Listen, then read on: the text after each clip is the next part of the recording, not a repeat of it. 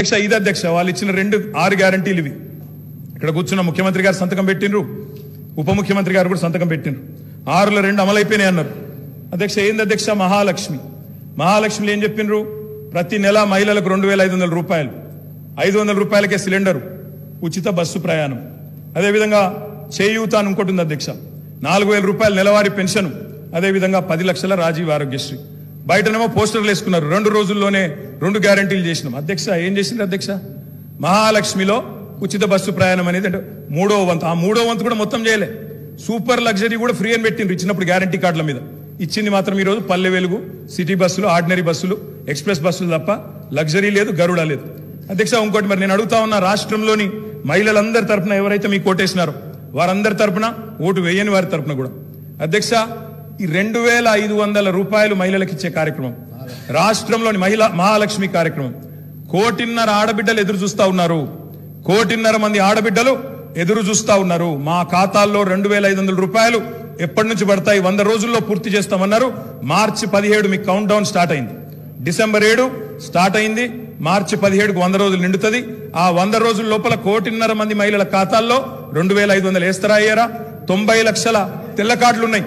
90 లక్షల తెల్ల కార్డులకు మరి సిలిండర్ ఇస్తారా అయ్యారా? చూస్తాం అధ్యక్ష.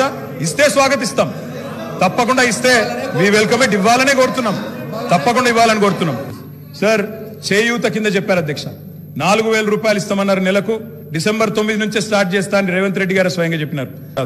అధ్యక్ష ఇంకో మాట చెప్తా ఉన్నా అధ్యక్ష, 2 గ్యారంటీలు 10 లక్షల ఆరోగ్యశ్రీ. ఇక్కడ హరీష్ రావు గారు ఉన్నారు అధ్యక్ష. హరీష్ రావు గారు వైద్య ఆరోగ్య శాఖ మంత్రిగా ఉన్నప్పుడే 10 లక్షల ఆరోగ్యశ్రీ మేము అమలు చేసి సంవత్సరం దాటిపోయింది సార్. అది వారికి తెలియదన్న విషయం తెలియదు, తెలుసుకునే ప్రయత్నం చేయరు, అవగాహన లేదు, అనుభవం లేదు. ఇక నడుస్తా ఉంది అధ్యక్ష. ఢిల్లీ నుంచి నామినేట్ అయి వస్తే గట్లే ఉంటుంది అధ్యక్ష.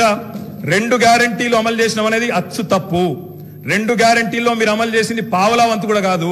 ఇది ప్రజలను మభ్యపెట్టడమే, బుకాయించడమే తప్ప ఇంకోటి కాదు. ఇక వాళ్ళ నాయకుడు రాహుల్ గాంధీ గారు చెప్పారు అధ్యక్ష, మొట్టమొదటి కేబినెట్ లోనే 6 గ్యారంటీలకు చట్టబద్ధత తెస్తాం. మెగా డిఎస్సి మొట్టమొదటి కేబినెట్ లోనే ఇస్తాం. 6 నెలల్లో డిఎస్సి పూర్తి చేస్తాం, రిక్రూట్మెంట్ చేస్తాం. మొట్టమొదటి కేబినెట్. ఇప్పుడు 3 కేబినెట్లు అయినట్టున్నాయి అధ్యక్ష. మరి మొదటి కేబినెట్ ఎడవైందో, 6 గ్యారంటీలకు చట్టబద్ధత ఎడవైందో చెప్పాలి అధ్యక్ష. రాహుల్ గాంధీ గారు చెప్పారు ఆదిలాబాద్ లో.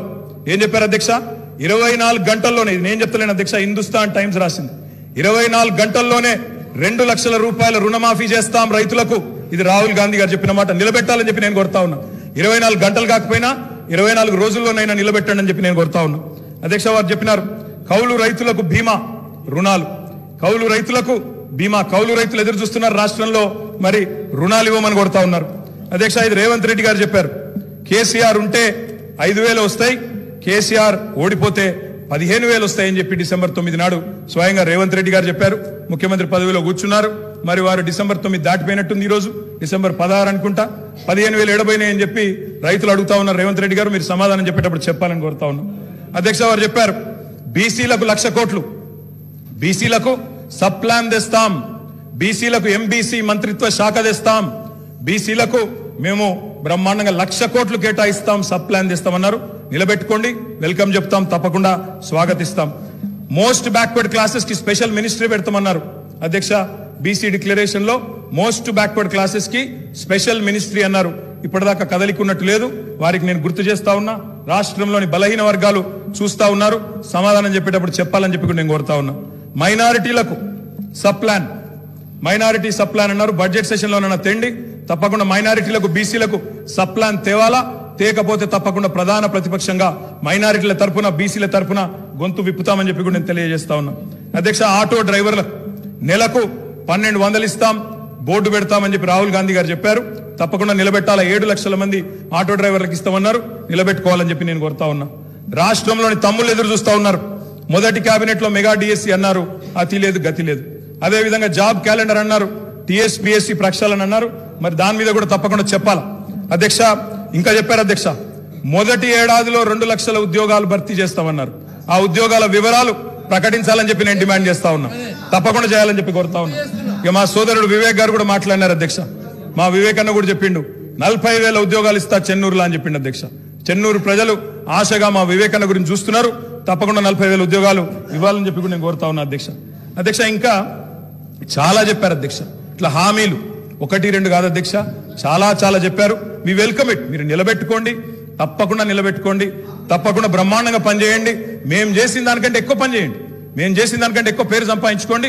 64 కాకపోతే ప్రజలు మీకు ఇంకా ఎక్కువ ఆశీర్వాదం ఇస్తారు. తప్పకుండా చేసుకోండి, మాకు అభ్యంతరం లేదు.